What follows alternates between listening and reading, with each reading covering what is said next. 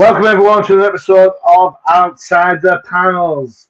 That's not this show, that's something else. Let's start all over again. Oh my god, I'm an idiot.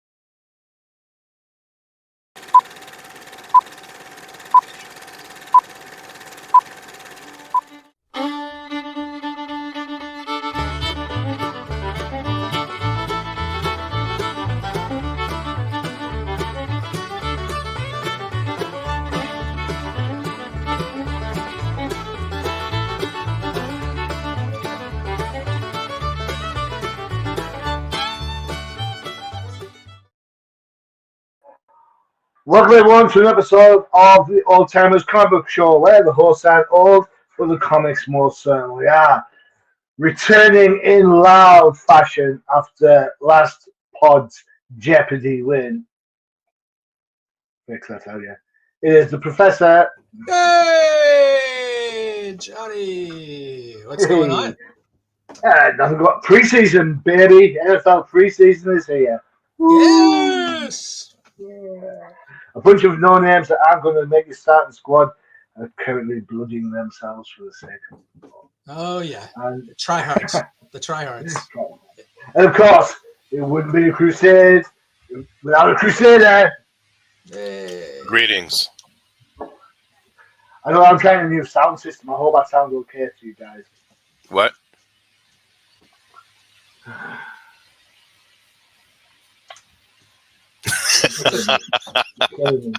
It sounds like you're using a tape recorder. Does it really? Yeah, I can hear the like the static in the background, like shh. Phonograph. Oh man, no, that's the computer heater. Oh, no. Oh. Oh, okay, cool. All right, so let's get on to it. We spoke last time when we had our Jeopardy debacle. Which, well done, Professor. That wasn't really a debacle. You just didn't know anything. That's not true. Don't be getting like this just because it's the start of the football season. Yeah. Hope springs eternal. I did have an opportunity to answer the questions that I didn't know. Hey, bud, thanks for the check.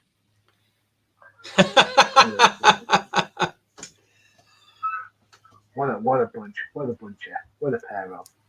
Anyway, during the pod, we discussed a book that we're going to talk about a lot today, or a series. No great surprise. We said we're going to do it. It is the Kingdom Come series from DC Comics. Give you some deets on this before we get into it. It came around May to August '96. And featured the writing of Mark Waid, art and colours and everything, artistic wise from Alex Ross, and Todd Klein was on letters. Of course, Kingdom Come wasn't the first kind of journey into this kind of art style that Alex Ross pioneered. Professor, what do you start with first? Oh, Marvels over at Marvel, but a different writer, Kurt Busiek. But it's right there, surely. And I was going to bring this up. I'm glad you did because there's a lot of parallels between Marvels and Kingdom Come, right? Oh, there's a lot of parallels between Marvel's Kingdom Come and Injustice, but we'll get there for down the line. Sure. Yeah, I mean the big parallel really is that point of view character. Norman McKay in Kingdom Come versus Phil Sheldon in Marvels. It's practically the same character. Even down like I don't know who the model. I know Alex Ross used his dad as the model for Norman McKay in Kingdom Come, Yeah, but I don't know if he used his dad as the model for Phil Sheldon, though they do look similar, and their motivations and the reason that they're in the book, practically the same reason. You know, that point of view character. Yeah, I must admit I didn't read Marvels the first time around, so it was kind of like a bit of a what's going on. Marvel's is more of a history of Marvel. Yeah. Versus Kingdom Come, which is an original story, which is fantastic. So, which is a future. Yes. 13. This is kind of it's an Elseworld book, Kingdom Come. We all know when we talk about Elseworlds, we all think of a certain few to our heads. Which one's popping? Gotham by Gaslight for me. For yourself, 13. Did we lose him? He's on mute. I'm here. Oh, sorry about that. I was talking and then I forgot. Yeah, no, Kingdom Come is definitely one of the greatest stories, period, for DC. Arguably, I guess, for some. But Gotham by Gaslight is definitely up there too for Elseworlds books. But I think what Kingdom Come accomplishes is really encapsulating all of its history while showing you a new tale of all of its characters that it's amassed over the years, and also a little bit of satire too. So I'm sure we'll cover that in a bit. Cool. Excellent. All right. So we have up on the screen there Kingdom Come book 1. Of the Kingdom Come books, I think this is the only one I own, believe it. We'll give you the prices. I'm going to give them all as a gestalt amount because I'm not going to do it all the time because it's it's the way it works. It's one series. So number 1, you can get around on eBay. You can get around £8, $60 on Go Collect for 9.6. Number 2 from June '96, eBay around £3 or from £3. Depends on the quality. Remember this: if you buy it secondhand, if you buy from an auction site, always check the grading of the comic book. Go Collect, $55. Excuse me. Number 3, $3.99 from eBay, $48 from Go Collect. All Go Collect, I've chosen the 9.6s, so you can always choose that from that point of view. And number 4, $7.50 and around $55 for the Go Collect version. That says there are a number, especially in the UK. I don't want to take over there in the States. There are a number of collections with this book. Eagle Moss did a version of it in the UK, so you can pick those up for nearly a tenner. On eBay, you can buy all 4 original books for around £25. So it's not an expensive book when you consider the impact that it had. And it's been reprinted a bunch of times too. So. Oh yeah. And of course, it's had sequels. Mm-hmm. Yeah. I'll mention too that there's an audio book which I have heard. Oh, really? Is it any good? Oh yeah, I loved it. I'm not into audiobooks, to be honest, but a friend of mine put me onto it. He's like, "Hey, look, I know you're not into this, but I think you should try this out," and I loved it. Cool. All right, so let's start at the top and work our way down. Professor, what is the main gist of the story as a whole rather than the separate parts? We'll break the separate parts down in a little bit. What's the main gist? Well, when I was rereading this last night for the pod, and I haven't read it since it came out back in '96. I mean, you read about it, but I didn't actually sit down and read it until last night. And the big parallel, I said parallel a lot already today, but the big thing that I actually compared this to, this is kind of like DC's A Christmas Carol, wasn't it? Yeah, it's kind of like the whole story between Norman and the Spectre, where the Spectre's actually showing Norman who received the abilities of the Sandman at the beginning of the book, right? As Wesley Dodds passes away and passes on his ability to see visions of the future to Norman. And then Norman, who didn't even really know he had it, Spectre shows up and says, "Hey, you have to see this what's going to happen. The only thing is Norman didn't really have the ability to prevent anything, right? Basically was just like, hey, we're seeing this and I have the ability to warn them, like he warned Superman, right? In issue 3, but there's just nothing he could do. He was a hopeless spectator, or he was also a specter, right? Right. So that to me, that's really the big thing I got out of it. But of course, this was a way for Mark Waid to do like a Superman versus Captain Marvel that was really serious, right? Like towards the end, and then some introductions of a ton of characters and character designs that maybe some of them you could figure out. There were a lot of them in here that I was like, I don't know who this character is supposed to be, or who this character is a descendant of. There were a ton of them I couldn't figure out. Though I will say, back in '96, I had a poster of the Kingdom Come characters that actually came with a character guide. Whoa. And Cheese. for the life of me, Cheese. You designated fan. Cheese. for the life of me, I couldn't find it online to figure out who all the characters was. I still can't tell a lot of them. No. Cool. So for the team, the main crux of this starts kind of Justice Society wise. You've got, as Professor's mentioned, you've got Wesley Dodge, you've got the Spectre, you've got those elements kicking around. Isn't it great to see Justice Society still having an impact? Of course, and they always will. They were the first real team.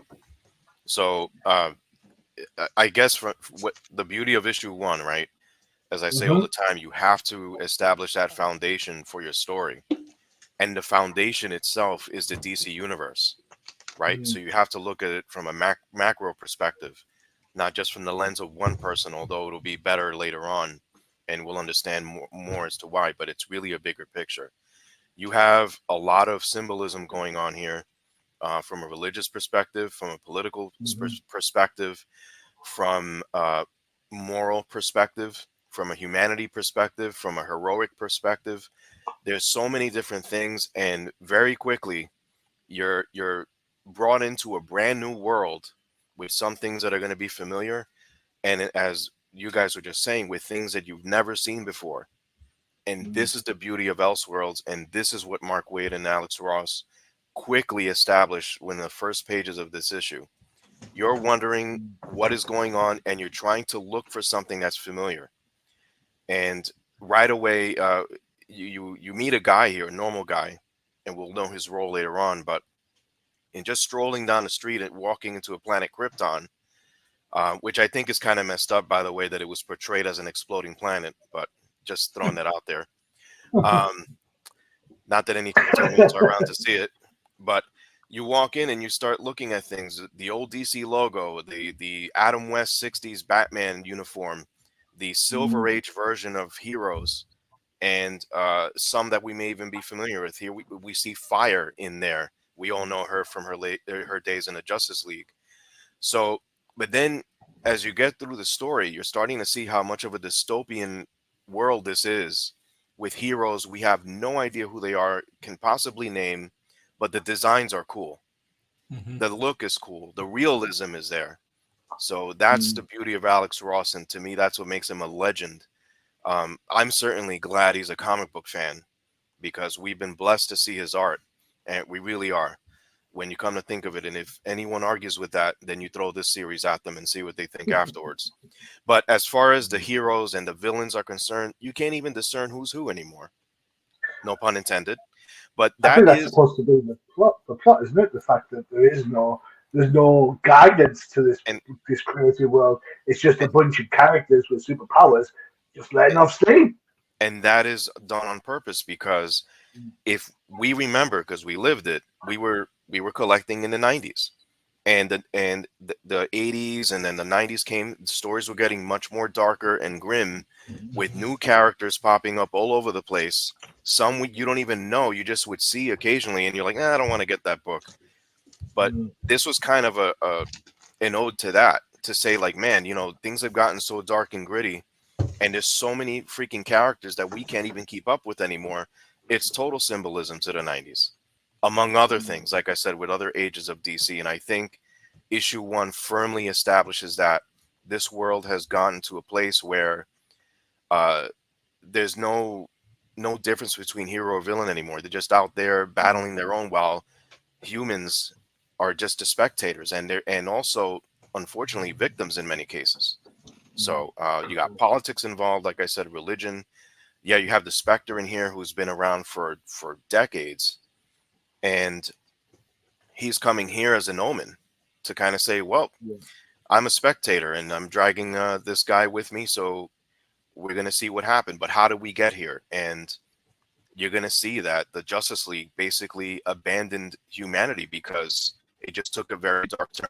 We're not going to learn just why yet in this particular issue, but again, issue 1 just firmly establishes that the world was once a simple place, not too complicated. It had its issues, but they were resolved.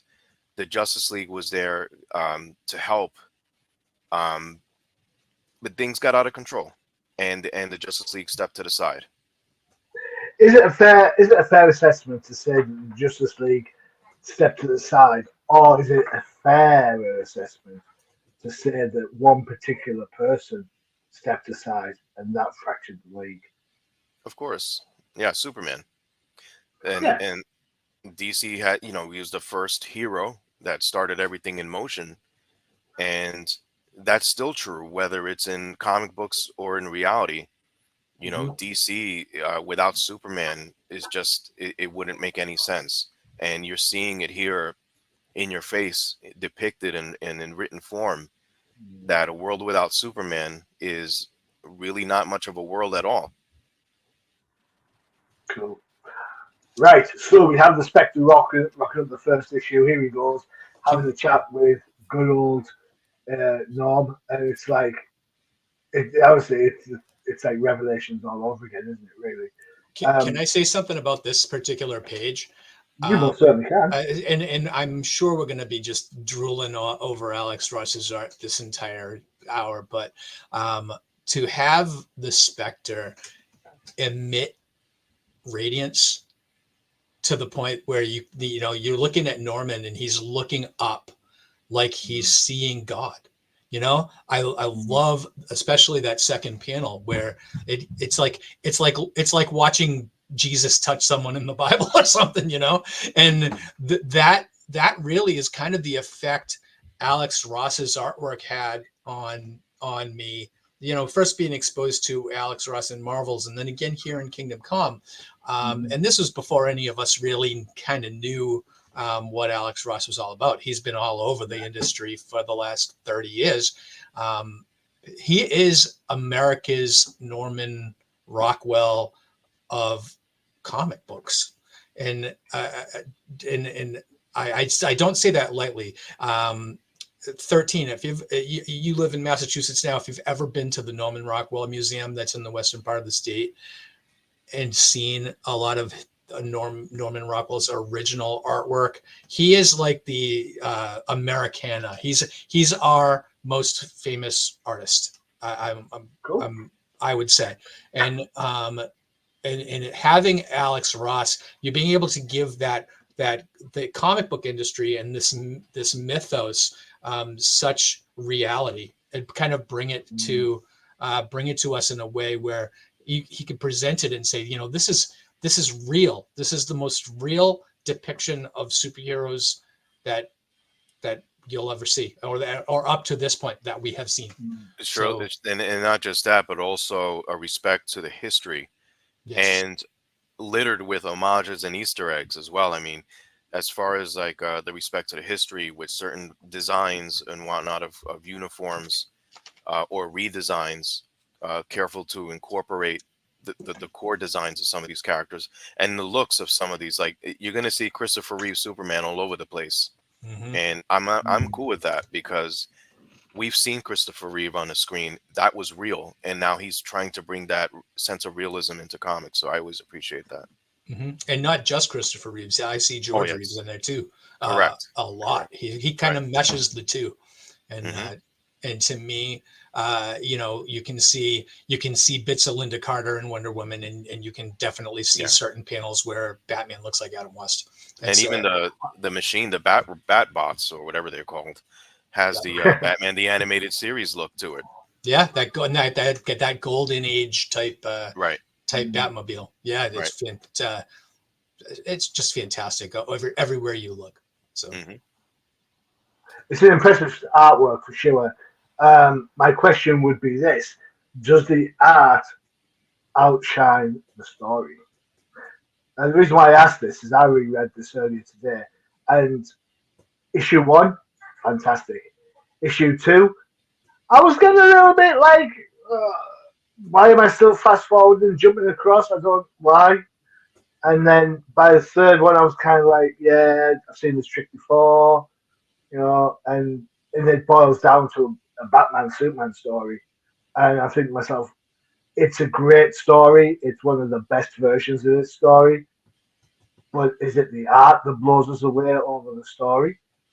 I mean, 13 has mentioned about all the sort of nuances within the writing, about the satire, the potential political elements, and so on and so forth.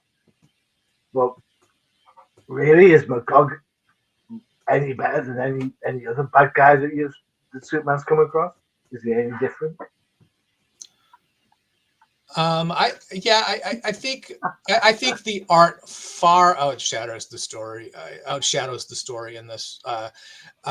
This is really kind of what I mean when someone says Kingdom Come, I have to take a minute to say, oh, is that Waid? Oh, is that Busiek that wrote it? Right. And unfortunately, I mean, everybody knows it's Alex Ross. When you say Kingdom Come, you say Alex Ross, and this is his coming out party, really. I mean, Marvel's was kind of like his debut. This is really where he really he just takes the wheels off and just goes, and it's just fantastic.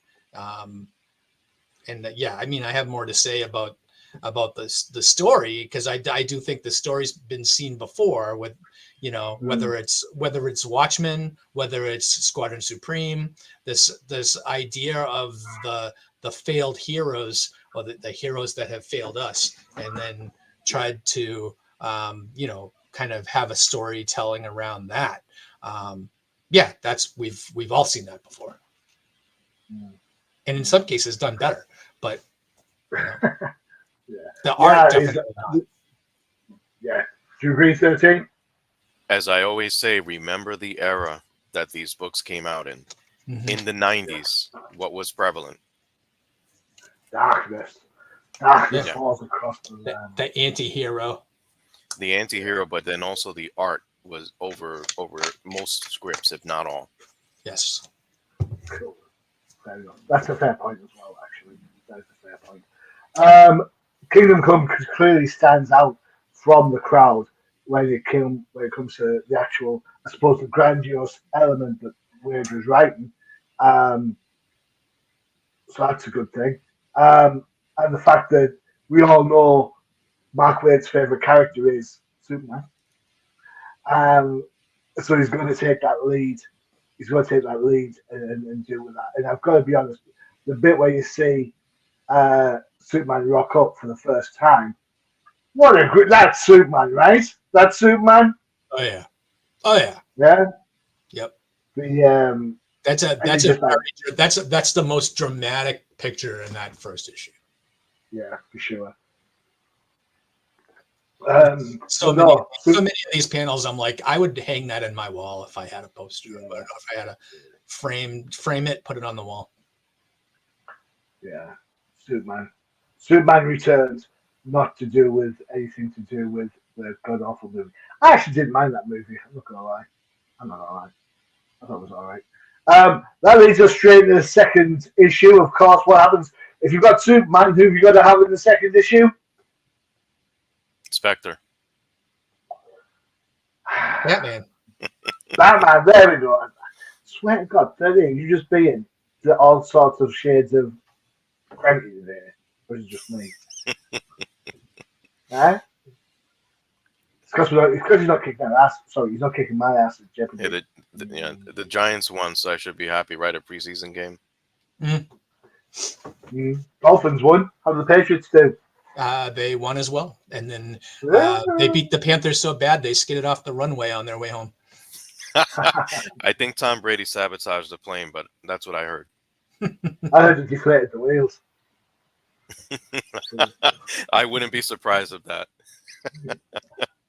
Here we go. So issue 2 starts off with the whole kind of the over the top elements there. Next thing you know, we're getting like another kind of snapshot of another battle and Superman imposing his will, which is where I got the injustice element from. Wonder Woman, we'll say now, looks absolutely gorgeous all the way through this book, throughout the series, so that's great. Power Girls, no chapter there either, but that's fine. Red Robin. Yep. Some of these, I love how some of Alex Ross's redesigns last through like later on. You see these redesigns come back past our timeline, but you know, I do like Power Girl with the long boots. Hey, just so you know, she's referred to as Power Woman. That's true. Whatever. And Red Robin's a pretty okay restaurant. Okay. They sell hamburgers. Mm-hmm. All right. Okay. Here we go. We've got the Bruce Wayne battered mansion going on. Cranky Pants himself, all there.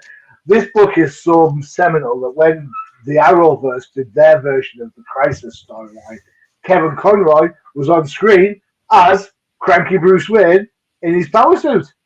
Mm-hmm. And everyone's like, so that was a nice bit of homage for both Kevin as quintessential Batman. Didn't they have Brandon Ruth played the Kingdom Come version of Superman in the Crisis? Well, yeah, spot on. Yeah, he looks the part. Can't argue. He does look the part. Brandon Ruth. Well, they both do okay. This is basically the kind of crux between Bats and Superman. Bats is all about Gotham. Super's is all about the world. Do you agree with this? Yeah. I think ultimately Batman's on the side of humanity when you really shake him down to the core. Yeah, Gotham is one place, but you push comes to shove, there is a world-saving element within Batman.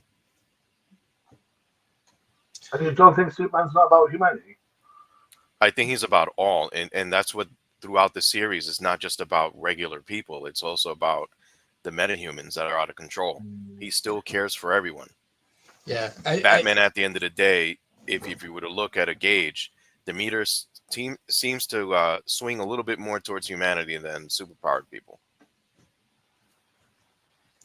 I'm more surprised that this is where I kind of think the story took a turn where where when the whole thing with Magog happened, and we haven't mentioned yet that Magog with his anti-hero type group end up blowing up Kansas pretty much, right? They go to take down the Parasite. Parasite pulls open Captain Adam's costume and blows up basically the Midwest, Middle America, and that is what causes.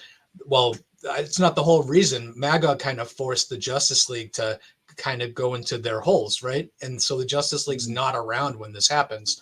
And the thing that I didn't really like about the story is that the heroes stayed in their holes. Like Batman didn't come out, Superman didn't come out when this happened. It's like, don't you think that the whole idea of Superman and or Batman is that they wouldn't have let that stand? They wouldn't. But here's where I'm going to counter that, Professor. Yeah, you have an apocalyptic event happen pretty much in the center of America, in America's breadbasket, which causes famine. The world economy collapses and things like that. But humanity was the one that said, we don't like the way you guys are doing things, meaning with the old-fashioned way of being a hero. So Magog comes onto the scene, and he's supposedly a representative of the type of justice that humanity is okay with being brandished. And that's what caused the Justice League or whoever else to leave, because they felt that they were in a world that they no longer belonged. So that's pretty much why these events transpired. But it also inspired the heroes to return because of such a tremendous tragedy. They're like, this is enough. This is my line in the sand. You guys crossed it. There should never be a nuclear disaster anywhere in the world, never mind one of this capacity, and one that killed millions of people. So yeah, Superman may be an inspiration, but the one thing that is true to his core has always been the respect he's had from humanity. So if humanity didn't want him, why does he have to stick around? And that's how he felt. And I think that's where that was established in issue 1, that he's just like, leave me alone, because I felt like I'm no longer needed. And that is a Superman we rarely see.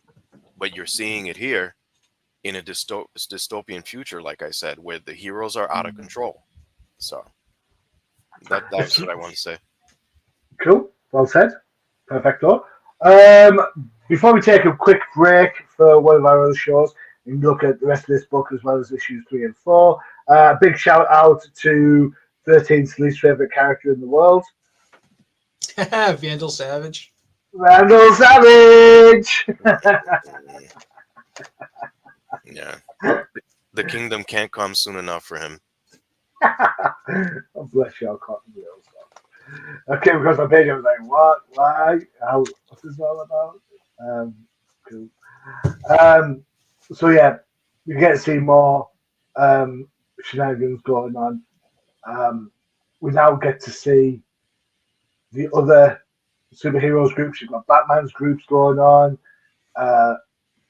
There's an X-Gate group. Is that coming up soon? And Hey Johnny, if you go to the first page of where they're at the bar, yeah. if you second panel, all the way to the left, Rorschach and the question, and all the way to the right of that panel's Deadman. That was on Jeopardy. Oh, yes.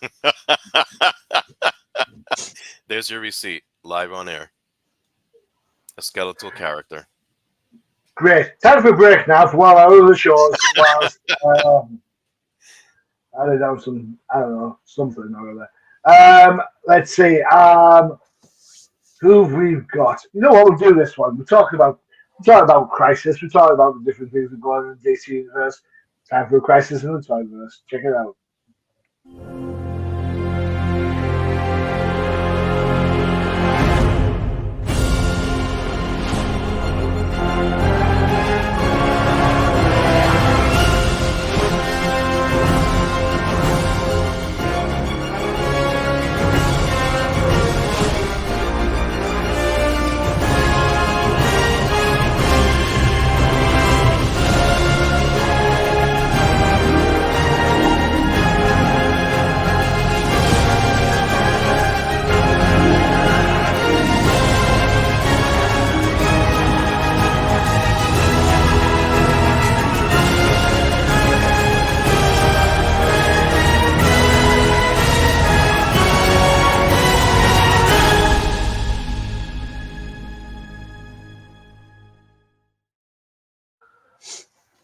There you have it, Crisis in the Toyverse with Bobo.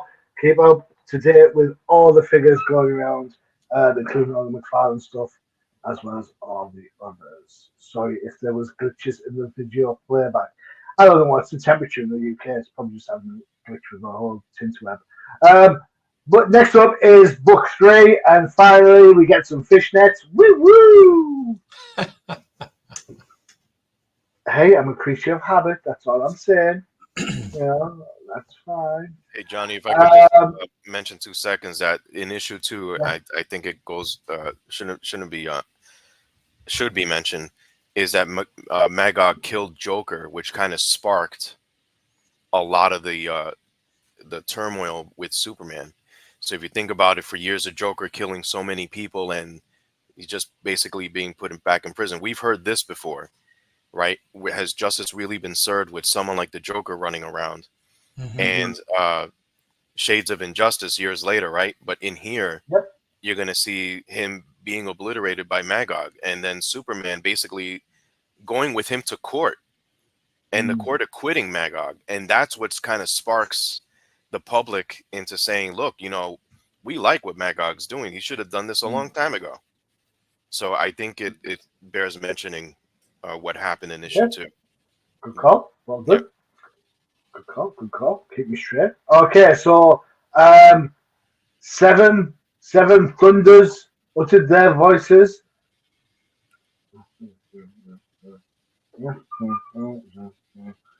I don't count 6. Because that's clearly That's Captain Marvel. oh Shazam. So Shazam only has 6 letters. There's a 7 thunder. Who knows? We'll find out. The colours, I think, and we talked about the art and we've talked about the writing. Let's talk about the colours. We talked about how the Spectre is luminescent throughout the whole book. I am really impressed with how Alex Ross changes so dramatically from these kind of like really heavy pages to stuff where it's now back to darkness. Yeah. You know, it feels like the Spectre and Norm are kind of, they are in limbo, they're in this like dark place, and the only light in it is the light coming from the Spectre, as you mentioned earlier. And then we get to move further into the current world of heroes versus superpower versus superpower, which should be really cool. Who's right? Who's right? Is Superman right, or is Batman right, or is somebody else right? Or are they all right and they just need to get on? It comes down to egos, doesn't it? I think they all think that they're doing the right thing, you know. I think the best dynamic in this issue and the next issue, I think, is really between Superman and Wonder Woman, where Wonder Woman is really willing to kind of take charge and do what needs to be done, but Superman is still holding himself back as far as kind of not wanting to go that extra mile to get things done. Oh, here we go, more bloody bones. Skeletal character machine, skeletal. I've got bones to pick with you, I know that much. I've got 13 or so. It's interesting how Waid weaves his magic throughout the whole DC universe. It's not just about the Earthbound characters. You've got Deadman, you've just seen the Guardians in there. So he's trying to weave so many elements into this book. Does it work for all those elements, or would the Guardians just kind of like, yeah, why do we need to get involved? Well, it's nice to know overall DC universe, the stuff's still out there, right? So you have like a couple of shots. There's a scene where with Superman on Apocalypse with Orion. I think that's in this issues as well. So you know that there are still threats out there. The funny thing is kind of when you overthink it, you're like, well, what's happening elsewhere, right? Yeah. If Earth is having this much problems with their superheroes, don't you think it would be ripe for like Apocalypse to have something going on too? Right? The scene with that was actually an issue too, with Superman and with Orion, who's supplanted his father as ruler of Apocalypse.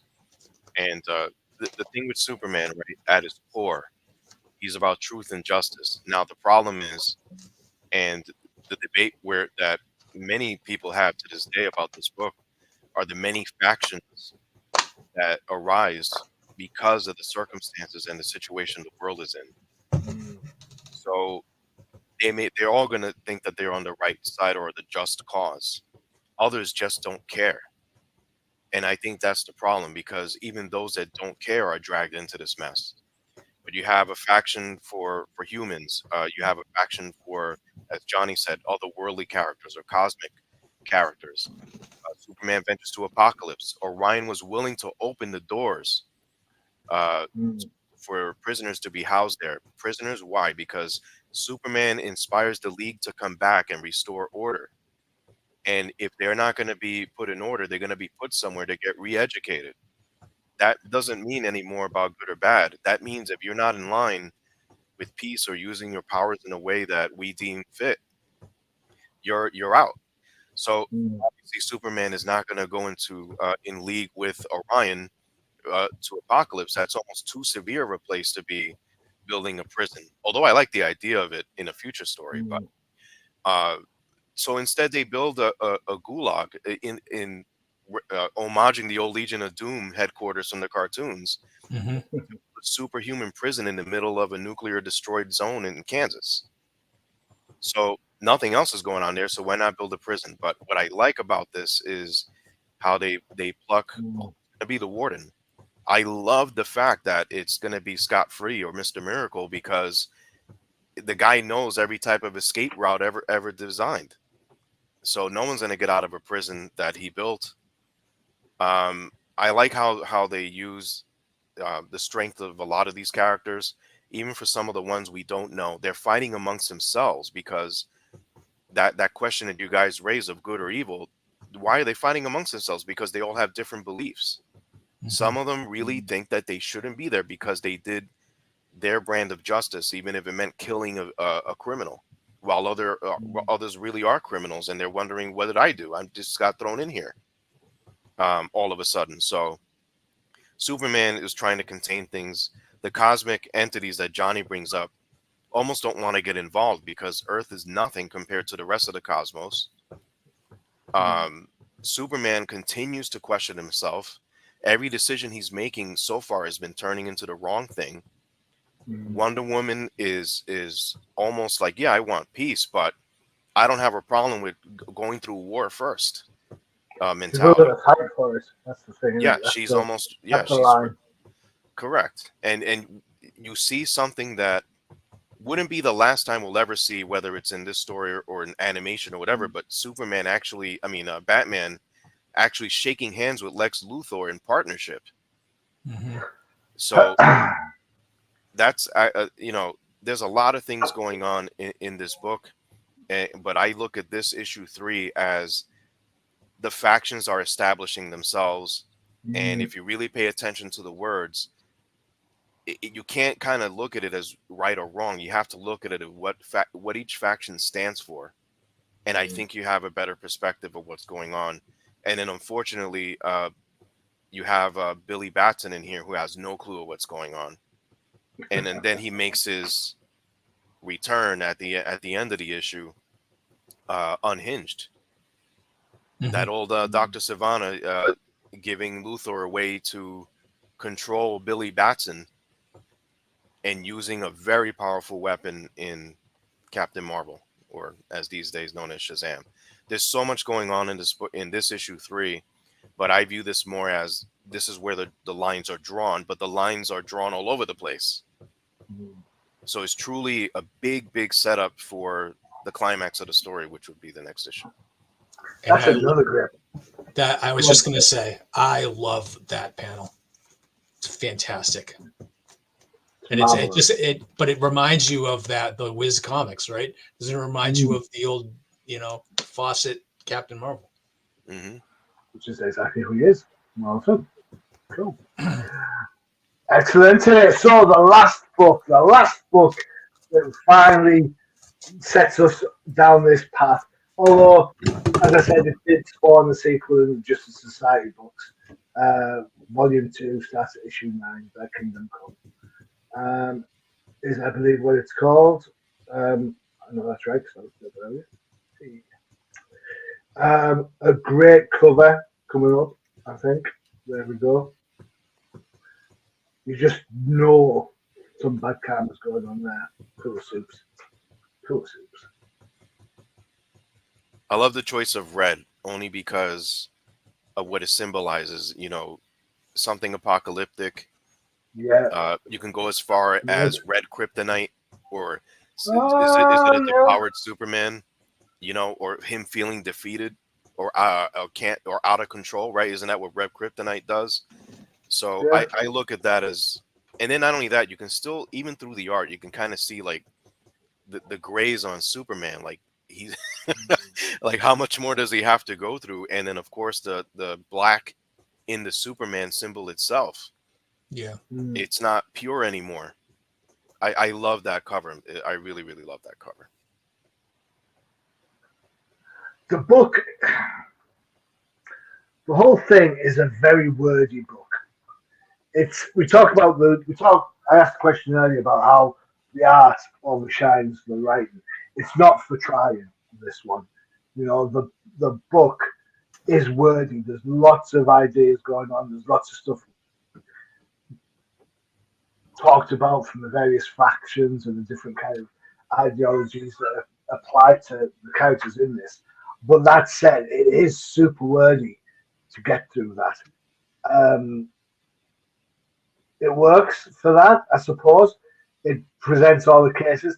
I kind of like the idea reading it. It kind of lets you form your own opinion. It doesn't tell you which one's right. It's like, right, this is point one, this is point two, this is point three. It's up to you. Are you a Batman fan? Do you kind of side with Bruce every time? Are you a Superman fan? You kind of, even if you're a Batman fan, you can still see that Superman has, I don't know, virtues, I suppose. That's cool. Um, this last book, as you'd expect, is a little bit chaotic. And I think, in fairness, I think the art probably suffers a little bit for that. Or is that me just being super critical? No, I'll have my one criticism of Alex Ross here, and I don't have very many of them at all. But you just mentioned how wordy the book is. My Mm-hmm. my one criticism, I guess, would be that it's wordy by necessity, because Alex Ross, while you look at like you can spend an hour looking at the artwork and just admiring it, it's not very kinetic. So you need someone to tell you the story of what's going on while you're looking at the artwork. There's a lot of artists out there that you can minimize the dialogue because you can look and see what's happening. Here, you kind of need to be told, and that that's not. I don't know if that's really a criticism on Alex Ross, because you're look at that. That's beautiful, but you need some substance. You need Mark Waid to tell the story here. So Cool. Um, Again, a whole wide range of different color schemes going on. Got the darkness in the battle. We've got all the reds, and then you've kind of got the Matrix moments with Bruce and Diana up in the sky, and then go from there. Oh, look, he's bleeding. Oh, enough. I think to piggyback on what Bud said, if we were to critique it with Alex Ross, I feel like this could have gone another issue. I almost wish that this were 5 issues rather than 4, only so that like the battle scenes, like the climax of all the factions coming together, makes sense at this point. However, you get some beautiful splash pages, you get some double splash pages, which is always phenomenal when it's done by Alex Ross. But it's almost too crowded in the smaller panels. And that's where I felt a little bit claustrophobic with just looking at that, because it's like, how do you cram so much into a little panel? Again, a masterful job with the artwork, and it's not easy to do, I'm sure, let alone paint it and color it. But there's so many moving pieces in here that it's going to take you a long time to kind of discern like who's who and whatnot. There's even some self-insertion in here. If you realize the guy speaking at the UN is actually Alex Ross himself. Norman McKay, again, as Bud mentioned earlier, the model for that was his father. There's a lot going on here. And again, I know it may seem like it's a commentary on the 90s when heroes were almost a dime a dozen and you're hoping one would stick to the wall and land you like the big sales. The next Superman, will he be found? But here it all comes to a head. And I think that with all these factions, I think Billy Batson in himself was his own faction because he was mind controlled. He had no idea what was going on. He was just that ignorant to the world. You know, ignorance is bliss for Billy Batson here.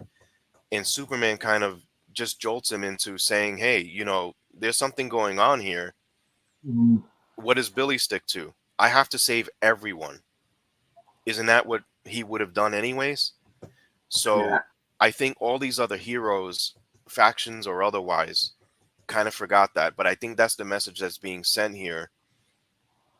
But again, there with it comes casualties, and for people to wake up and realize what's happening, and the artwork to depict all of that. Sure, I mean Alex Ross did a great job at that. The script, it's hard to kind of script that. You got to let the art kind of take over at that point.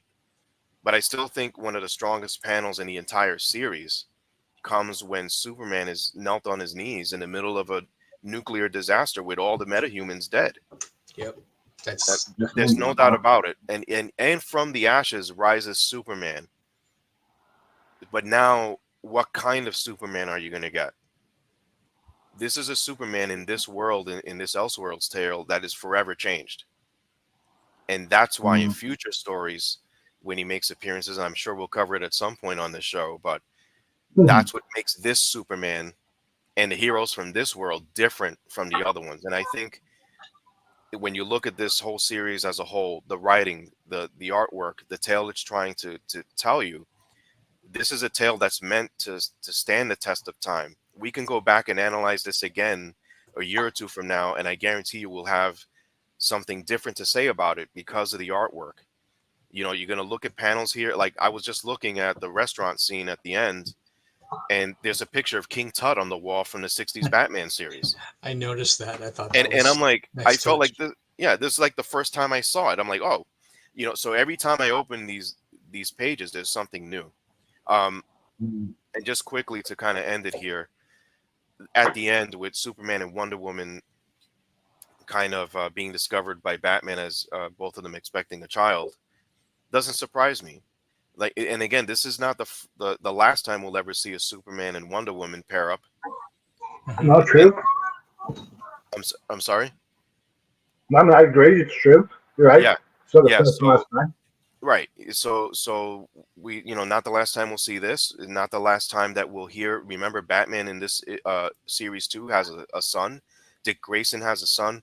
So it's showing you progression as well with the lives of these heroes, which is something just the Society of America has established, and we'll see years down the road.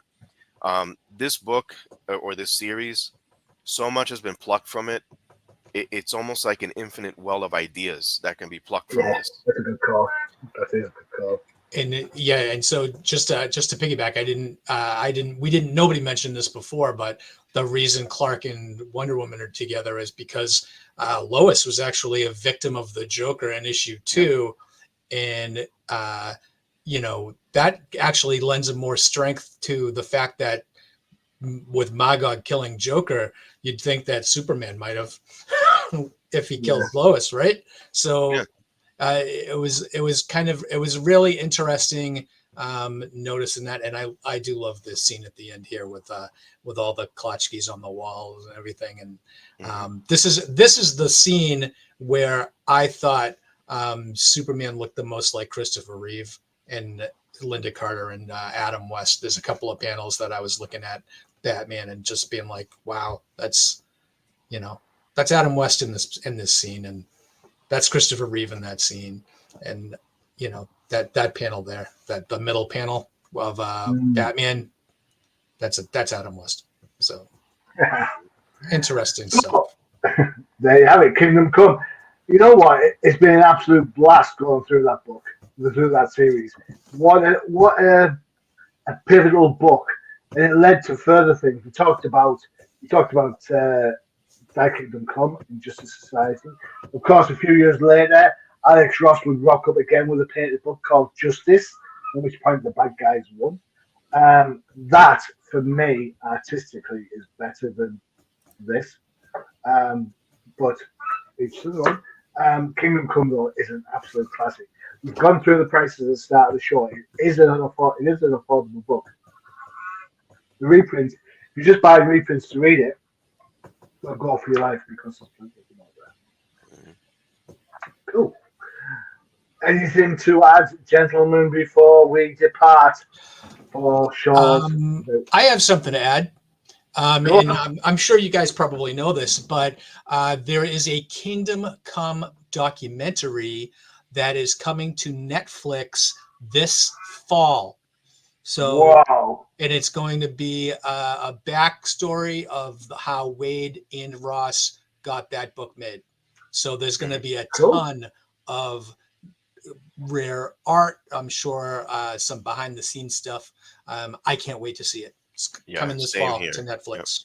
And you took the words right out of my mouth, Professor. And the thing is, when it comes to the world of Alex Ross, I never hesitate to watch any video he posts of how he comes up with concepts, how he uses photography, uses life models, references his friends, his family. It's very interesting perspective from Alex Ross. And as I said earlier, I'm really glad he's on our side drawing comics, because he could be painting anything else, but he chose comics, and you can tell that this was a labor of love for him, as well as Mark Waid. Mark Waid, what I can say about his script, whether it was wordy or done before or whatever it is you want to say, one thing is true about him. He does have a very strong foundation of DC history, and I think that was eminent throughout the Kingdom Come series. So, as I said, I think Kingdom Come is just a treasure trove of ideas that have been sitting in there for almost 30 years now. Some of it has been mined, but I think that mine is going to still keep giving some gems and other iterations and tales.